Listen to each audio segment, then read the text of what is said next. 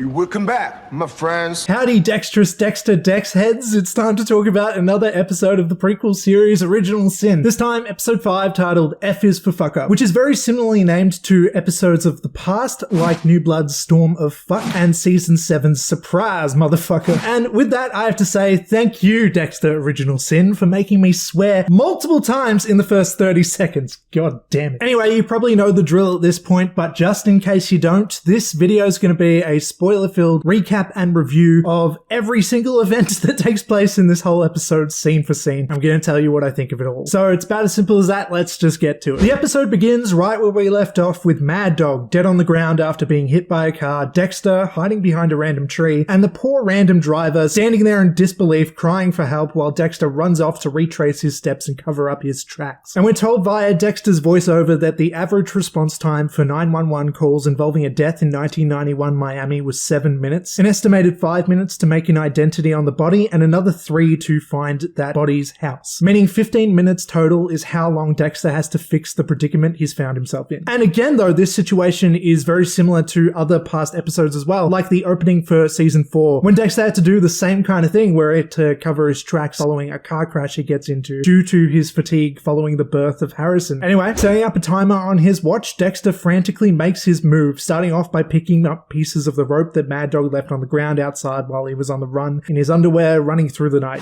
Then, upon revisiting the kill room, it's clear that Dexter has got a lot of shit to do, involving discarding the broken Clapton guitar referenced in the previous episode, taking down the plastic wrap, taking the pictures of Mad Dog's victims down, and of course making sure to leave no DNA trace. Conveniently though, due to his job now at Miami Metro, he's brought a kit along with a UV light and I'm assuming high-grade cleaning sprays and whatnot. It was a bit of a missed opportunity here though, I will say, to not show this whole cleanup process kind of occur in real time, as it would have been an intense and slow drudge through the mess. But to be fair, it may also have gotten pretty damn boring quick watching Dexter clean up various things. So, you know, I kind of get it. Episodes can only go for so long, so I respect that things have to kind of keep moving along and we kind of cut those details short. It's understandable, but I'm just saying, like, imagine like a one-take sort of in real-time shot of Dexter focusing frantically on trying to fix everything that's going on. It'd be kind of great, but again, we only have so much time, so I get it. Anyway, by the 12th minute mark of 15, the cops arrive earlier than expected, and Dexter retreats to literally laying with his garbage bags in a corner in the room. So a close call then happens when one of the cops recognizes a Van Halen guitar, also in Mad Dog's collection, and is in the very literal same room that Dexter is hiding in, but they both abruptly leave, leaving Dexter clean. Which to me came off as a little bit too easy, to be honest. And it kind of made the whole cliffhanger of the previous episode seem a little bit manufactured, because, you know, the writers obviously knew where this was all gonna lead, and so in the end it sort of feels like that was really just bait to get us to watch the next episode. Then again, I kind of had a feeling it was gonna go that way, so I'm not too mad, but still it kind of sucks, especially when you think about the fact that all in all it only took a couple minutes of screen time for the problem to pretty much entirely go away. That kind of feels a little bit easy and lazy to me. Following this though, upon arriving home, Harry prompts angrily asking what happened with Mad Dog, saying that he's been hearing Mad Dog's name on his police radio, which is obviously suspicious bad shit. Dexter argues that it's not that big a deal as no one saw him and Mad Dog died, so there's no witnesses, he's fine, but Harry is highly and rightfully paranoid of any problematic possibilities, even going as far as to suggesting that he thinks that killing Nurse Mary a couple episodes ago was a mistake, and expresses that he thinks he's been too lenient on Dexter and they've been rushing into letting him kill freely, telling him that he thinks he's not ready to continue what he's been doing, and even resorting to grounding him, like, Dexter, you're grounded, you know, telling him to not leave the house as an adult, even for work. During his spent time grounded at home, a bored Dexter throws a ball around at the wall. He's really not up to much, expressing to us that he hopes to win Harry's trust back, but realizing that unfortunately it seems that the only way to do that right now is by abstaining in kills, something he's clearly conflicted about as he describes his hunger to kill remains. No shit. Like, obviously that's kind of what the whole thing is about. He doesn't have to keep telling us he still wants to kill, we know, but I get it. It's a classic Dexter line of like his monologue telling us just how much he wants to kill people. Using that hunger line though as kind of a pun as he heads on over to the fridge and binges out on like several brownies at once, like just chowing down on like 6 of them or something like that, where it then dramatically pans down to the container that he got him from where it says for Deb's volleyball team, do not eat, which is just immediately hilarious and so obvious as to where this is headed. I mean, you know, a majority of Deb's actions throughout this prequel seems to be about her either obtaining or doing drugs, so I'm gonna take a guess as to what kind of brownies these are, you know? Will this lead, though, to Dexter stupidly confessing or making some kind of mistake, like the time that Deborah drunkenly confessed to killing LaGuerta to Quinn in season 8? No. Nothing dramatic happens from this at all, and in fact, it's just kind of like a lighthearted moment showing Dexter pretty much do drugs for the first time. And look, I'm not an advocate for drugs personally, I don't like do weed or anything, but it was kind of nice to just have a little lighthearted moment in Dexter that's not about murder for once, you know what I mean? In fact, the worst that seems to go down at the Morgan household is Dexter watching some old, I guess, 90s TV show and disassociating. Sorry, I'm not down with exactly what this old TV show is. I don't have much old TV knowledge or nostalgia, so I have no idea what the show is. But anyway, Deb arrives home and immediately sees that Dexter is acting weird and saying Deborah over and over again. Deborah, Deborah, Deborah! He's just saying Deborah over and over again. He's just, you know, he's kind of out of it. And Deb realizes the brownie predicament. So she mainly just finds this funny, as I do, because it's a nice, cute moment we're getting here. It's adding some personality to this prequel between the cop show stuff, you know, and I don't really think that's a bad thing at all. No, this isn't exactly the most important plot line that's going to tie into everything else that's going on, but I would argue that not every scene needs to progress the plot like other people would have you believe. I would say little moments like these add to the characters, and that's kind of just a good thing to me. We also see a bit of a serious side here where it also drives up his anxiety about not feeling in control, and he's worried that, you know, he's basically going to accidentally kill people or give something away or be sloppy in some sort of important way that he can't afford to be. But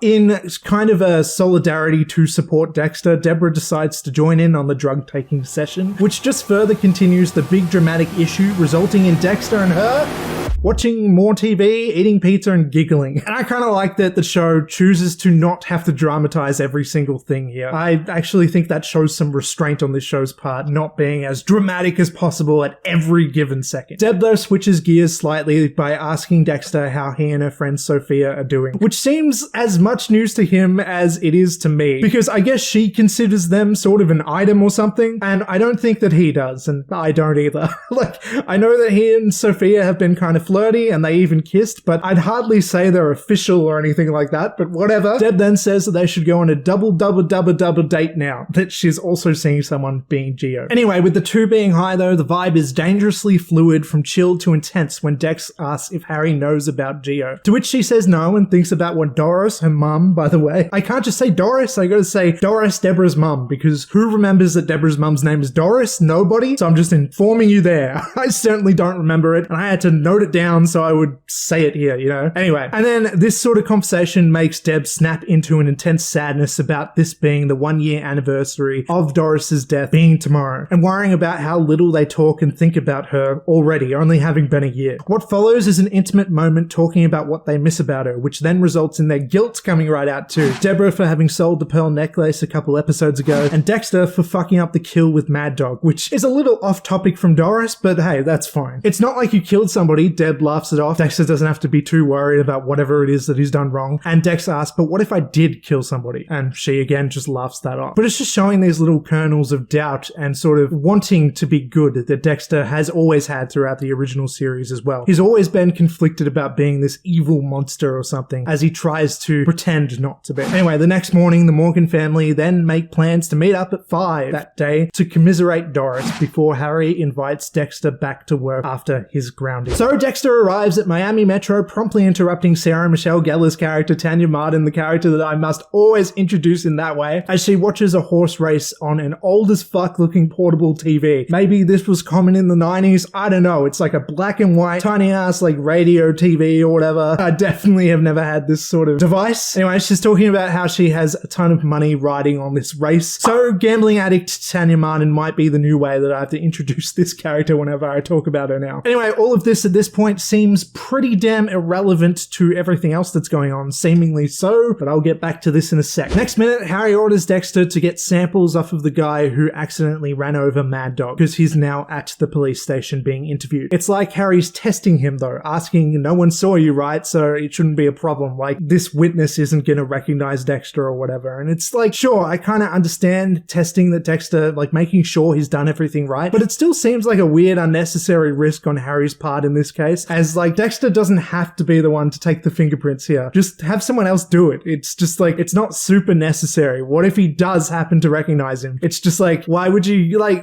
I don't know. It seems dumb on Harry's part, in my opinion, but anyway. The driver who hit Mad Dog is named Evan, and he's being questioned by LaGuardia while Dex takes the fingerprints. During the process, Evan is erratic, crying loudly about being a murderer, and he is clearly extremely upset. An interesting note for Dexter to witness as to how normal people react to having killed someone. LaGuardia shows empathy here to this Evan guy, stating that this mistake doesn't have to define him, and what matters most is how he grows from this. Dexter overhears this and gets arguably the wrong idea, but basically concludes that Harry was right to be so paranoid about Mad Dog and the whole fuck up that happened, and if he wants to continue killing, he has to learn from his mistakes. Which brings us back to gambling addict Tanya Martin, whose horse Ginger Snaps not only lost but got severely injured and will be being put down. Right now on the TV, the horse is shown being sedated, and I fucking knew it. Dexter inquires about what kind of drug could sedate an animal that large, you know, an animal that's roughly the size of a human. I mean, horses are a bit bigger, but you get my point. I knew from the previous episode where Mad Dog kind of like woke up early that this was going to be the beginning of Dexter discovering the M99 drug, or M99, however you say it. I'm not exactly sure. But the point is, he asks Tanya what kind of drug could do that, and she answers etorphine. I hope I said that right. Etophine.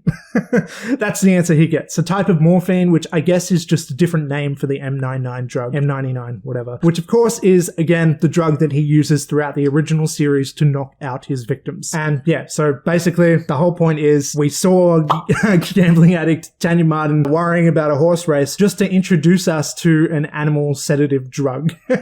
Like, it's kind of off topic, but then hey, they brought it into context. Now cut to various 90s locations of Miami, establishing Deb's high school, where I immediately start rolling my eyes again.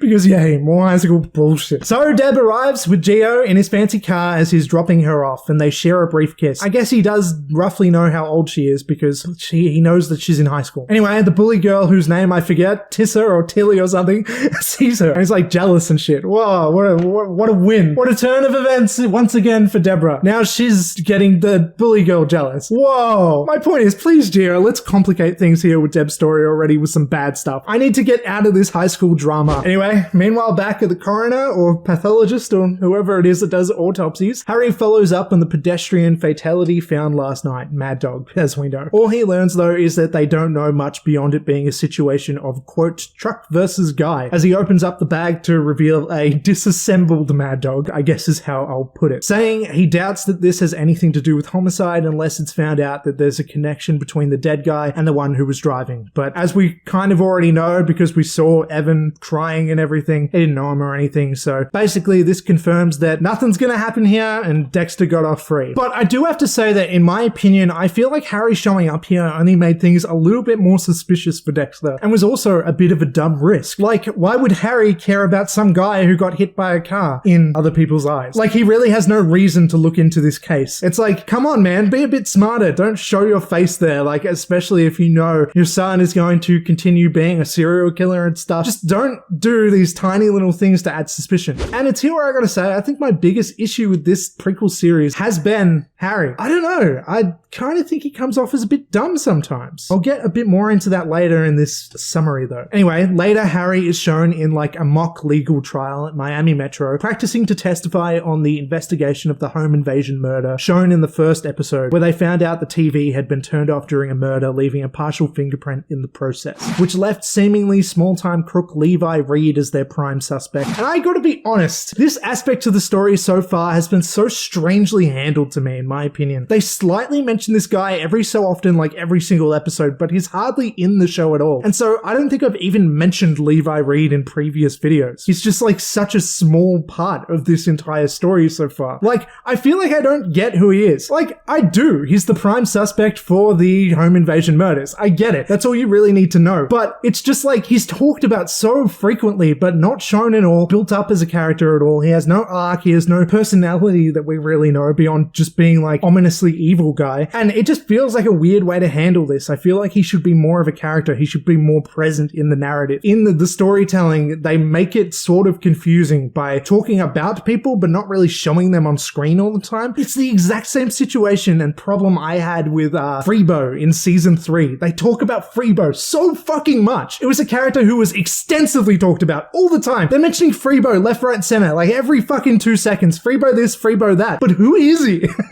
I know, he's the guy they suspect to be the Skinner in season 3, but like, he's barely a character. It's just kind of a weird thing that I guess Dexter series do in general. They talk about these kind of red herring characters, but they're also not a huge part to do with anything else that's going on. So it just feels disconnected to me. It also makes me feel a bit dumb because I'm like, wait a minute, who's this Levi Reed guy again? Should I be paying attention to him? Like, he doesn't seem that important, but then you get to this episode and it turns out he is actually pretty fucking important. So I don't know. It's a little bit of a weird mishandleization. That's not really a word, but that's the word I'll use. Or I'm just an idiot. That's perfectly a reasonable explanation for all this as well. Anyway, but the show with this home invasion killer, along with the white mask kidnapper who killed Jimmy Powell in the previous episode, has been kind of setting up 2 potential big bads. But I don't think these things are exactly connected, the home invasion killer and the one who killed Jimmy Powell. As the show has suggested that the Jimmy Powell killer has much more to do with the cartel, possibly involves Hector Estrada in some way, who is the bad guy I'm much more interested in than this random fucking Levi home invasion murder guy, because he directly connects to Dexter's origins, and so we can actually get quite a bit out of that character, I feel like, here, if that's the direction they choose to go in. Anyway, none of that matters though, because it's flashback time! Flashback! Woo! Flashback Harry and flashback Laura are shown having a chat about how well she's been doing as his informant, packing stacks of cash away in the process. Harry leaves in a hurry though, expressing how the other night can't happen again, that being their affair, and how he has to put a stop to it before turning around like immediately after saying that and starting to have sex with her. I mean, we only see them kiss, but you know, we get the idea. And I swear to God, Harry is so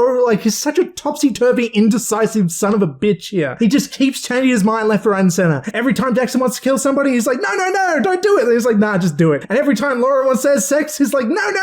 All right, let's do it.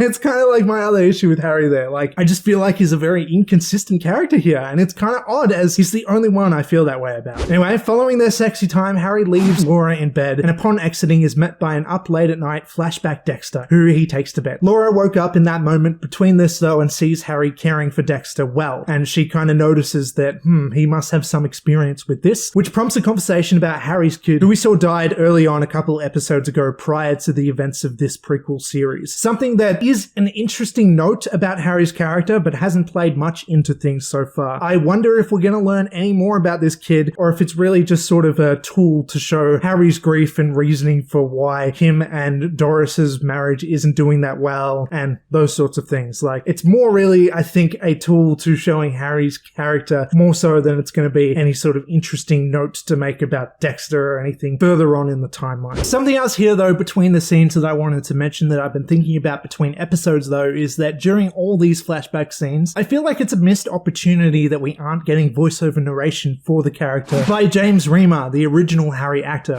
I feel like it would be an interesting way to even more deeply tie this prequel series to the original, in a way we haven't seen in Dexter before, and give us more insight into Harry as a character. Maybe I would understand his thought process a little bit more, and I feel like it would make sense given that in the flashbacks, Dexter isn't present, at least as an adult who can tell us anything. So it would kind of make sense to have a narrator there who does know about what's going on and stuff in Harry in these scenes. I feel like it would just add to the scenes a lot more, and I just feel like it's a bit of a missed opportunity, that's all. It's not really a huge, deep, dark criticism or whatever where I'm like, well, the whole show's fucked without it, but it was just a thought I had where I'm like, that could have been an interesting thing that I guess they chose not to do, which kind of sucks, I guess, but I can only speak to as what the show is and not what I wish it was, right? Anyway, cut to Levi Reed's trial now with Harry at the stand. Harry officially states that all the evidence points to Reed at the scene of the murder at the house from the first episode, before Reed's lawyer brings a witness in, someone who had been in an episode prior who I admittedly didn't pay much attention to, and also never mentioned in a previous video, but basically she was there trying to defend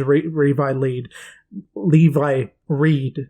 I said that the wrong way around. Basically, yeah, she was there to try and defend him at the police station at one point, but she was portrayed in this scene as kind of a rambly, junkie type character who the cops weren't paying attention to, and so I guess by proxy, I wasn't really either. And this scene kind of made me feel bad because it's argued from the lawyer that she was trying to kind of alibi the defendant, but that Harry hadn't listened and hadn't reported it as evidence, to which he states it was obvious that she was lying and at the time couldn't string putting two words together. I mean, she did come across as somebody who I just inherently was like, yeah, okay, this isn't really a character, worth listening to, I suppose. And I guess, like, it really puts us in the shoes of Harry, where we understand why he didn't really pay much attention to her, but at the same time, looking back, it's quite a fuck up, even on my end here, where I didn't mention this character in the video, and I should have. And basically, the lawyer describes, though, that willingly disregarding a good faith alibi counts as suppression of evidence, and the case is dismissed, leaving Levi Reed free to go. That being said, courtroom drama is not exactly my forte, so I may have not described that perfectly well, and I don't know how realistic all this stuff is either. But me being little old idiot me, at the very least,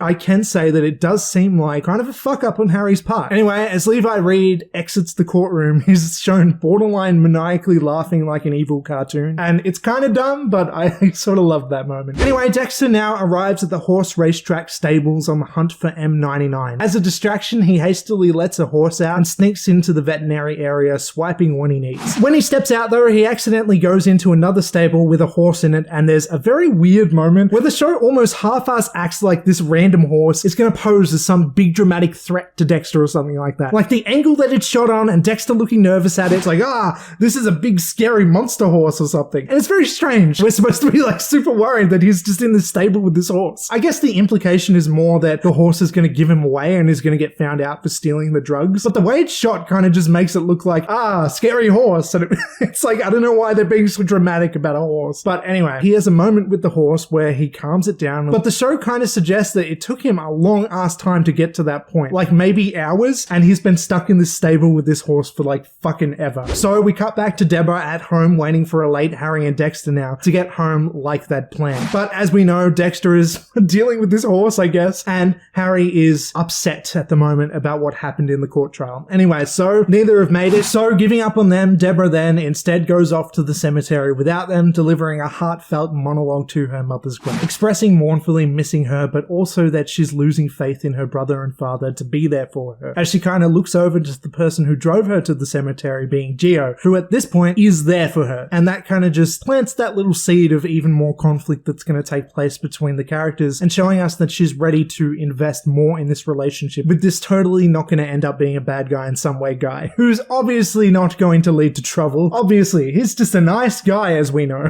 right? Later that night, the two are then shown again in his fancy car parked in a scenic spot looking over the Miami Bay. It's like clearly a very romantic spot, whatever. They make out, but don't do anything more. To which he says it's fine, they can take it slow and not do anything she doesn't want to do. It's nice guy Gio once again, acting like the good old nice guy that we all love and trust, and definitely isn't going to lead to bad things, as we all know, because he's a nice guy. That's what it's showing us here. It's nice guy Gio. Nothing bad's going to happen from nice guy Gio. After the horribly scary horse staring at Dexter and doing nothing moment, Dexter heads back to work to be informed by Batista that Harry's trial against Levi Reed went badly, which Dexter is kind of psyched about. You seem kind of psyched. No, I'm bummed. Because this means a new kill opportunity. And now very late, Harry heads over to Doris's grave now, and flashback time! Another flashback! Flashback Harry arrives back at home after a night with flashback Laura to a smiling flashback Doris, with a weak excuse about how he'd been busy at work, but she isn't even showing any hint of concern because this is cause for celebration. She's been waiting for him to get back to inform him that she is pregnant. So I guess this is the start of Deborah's existence. Yay! It's kind of a nice moment between them. That is, if Harry wasn't having an affair anyway. Anyway, cut back to present day. Harry drunkenly sits in a bar drowning his sorrows and is met by a sympathetic Patrick Dempsey's Aaron Spencer, the other character that I keep having to introduce like that. He is there to show support, informing us that he saved his job, but that for appearance's sake to the mayor, somebody has to take somewhat of a fall for what happened. So Harry's being taken off the Jimmy Powell case, and instead is going to be working the bottom of the chain murder cases with LaGuardia for a while as things cool down. The only problem is that despite all this, Levi Reed is still out there, and that's a problem for Harry. It's not just about his job, his career, and like worrying about that. It's also that he's still worried about justice not having been brought to the world, existence. However you would end that sentence is how is